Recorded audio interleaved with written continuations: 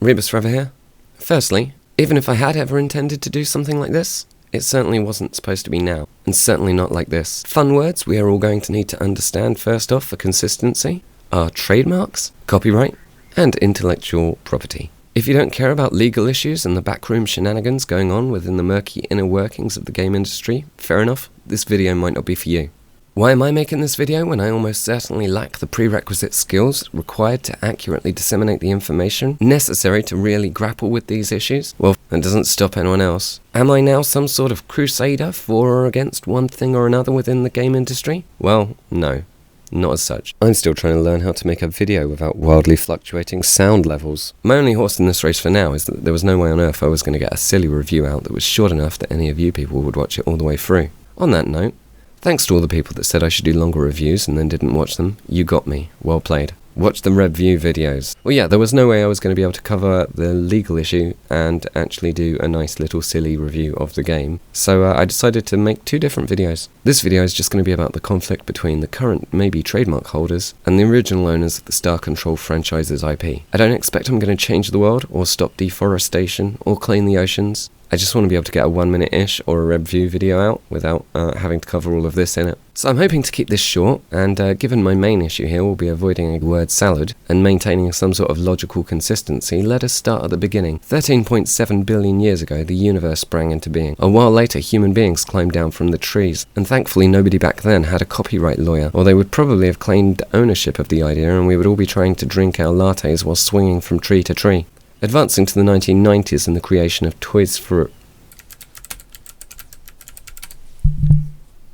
Advancing to the 1990s to the creation of Star Control by Toys for Bob, a company owned by Paul Reich, and Fred Ford, both of whom have names that sound suspiciously made up. Toys for Bob, as the creators of Star Control 1 and 2 and copyright holders of the IP, felt themselves underpaid and were reluctant to work on a third portion of the game for the same money. Accolade, the distributor, hired instead Legend Entertainment, only after gaining license to use the IP from Paul and Reich. From Fred and Paul. In Fred and Paul's original agreement with Accolade in 1988, they were given copyright ownership over any content they produced. Star Control 3, having only been made because of the agreement with Paul and Fred, becomes what is known as a derivative piece. It would not have been possible to make Star Control 3 without the work put into Star Control 1 and 2.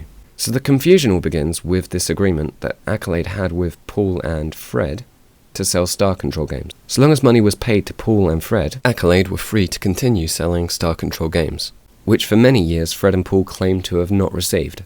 So let's put a pin in that for a moment. Atari in the meantime had ended up buying a lot of Accolade's property. When in April 2011, after noticing that Atari had begun reselling their Star Control games on Good Old Games, Paul and Fred reached out to Atari as from their perspective, any agreement with Accolade had ceased during the years of not receiving any money from trademark holders. Atari and their lawyers agreed with Paul and Fred's interpretation back then. Unfortunately, further confusion was added at Atari's bankruptcy, where Stardock were able to buy whatever rights Atari had to the Star Control games. It's worth adding as a footnote that from Paul and Fred's perspective, this would be zero rights.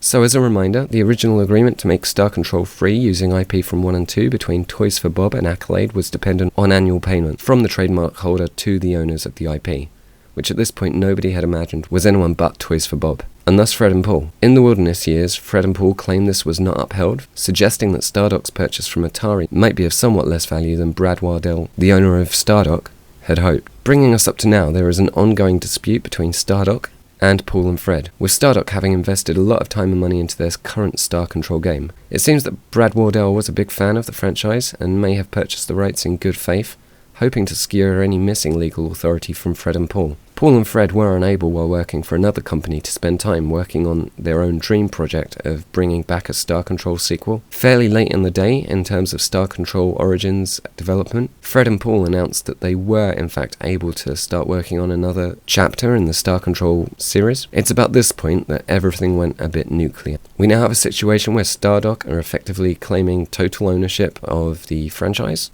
and attempting to create some sort of moral argument about how this is a stand against alter developers, and actually lots more people should be given credit for ownership. Unfortunately, this perhaps legitimate moral argument seems to be used exclusively in the service of trying to dispute something in this specific instance, as opposed to a broad ideological viewpoint. Stardock have, for their part, attempted in the past to buy the rights from or cooperate with Fred and Paul. Fred and Paul seem reluctant because of their plans to work on the game at some point. Stardock seem to have assumed the ownership over the trademark, which is in question, and have been trying to sell the games, or have been selling the games via Steam and other platforms. So basically it's a whole big murky thing. My inclination, my instinct, is that probably Stardock developed a game and spent a lot of money when they didn't have complete ownership of the trademarks or rights. Initially they seem to recognize this fact. I believe originally Stardock even promoted the game that Fred and Paul were making, but then after a certain point seemed to have felt that it was counterproductive, having the Star Control brand effectively split between two different companies and two different games. I will be leaving as many pieces of information about this in the description as possible. This will include a Stardock Q&A on the subject, a link to the original creators' Kickstarter for legal fees, and an entire wiki of the back and forth in terms of legal actions between the two parties. It's a whole big complicated thing. I do feel that probably the legal right is on the side of the original creators, though I don't necessarily think that Stardock originally acted in bad faith. So this isn't like an out-and-out example of one group of people being a total tyrant. I mean, Stardock did even offer to sell the rights to Paul and Fred, which Paul and Fred refused. But then from their perspective, they would have been paying for something that they felt that they already owned as a consequence of their previous agreements having fallen through in the years of non-payment. I'm not here to judge on every single Twitter statement or cherry-picked articles or any of the drama in general, just the information, because there was no way I was going to be able to fit jokes around this. So, thanks for watching, and there's some context. Like if you want to, sub if you want to, nearly at 300, it would be nice to get there at some point. There's a PayPal, there's a Patreon, and there's another channel where I talk about nerdy things. Thanks for watching, and hopefully I'll get a review out soon.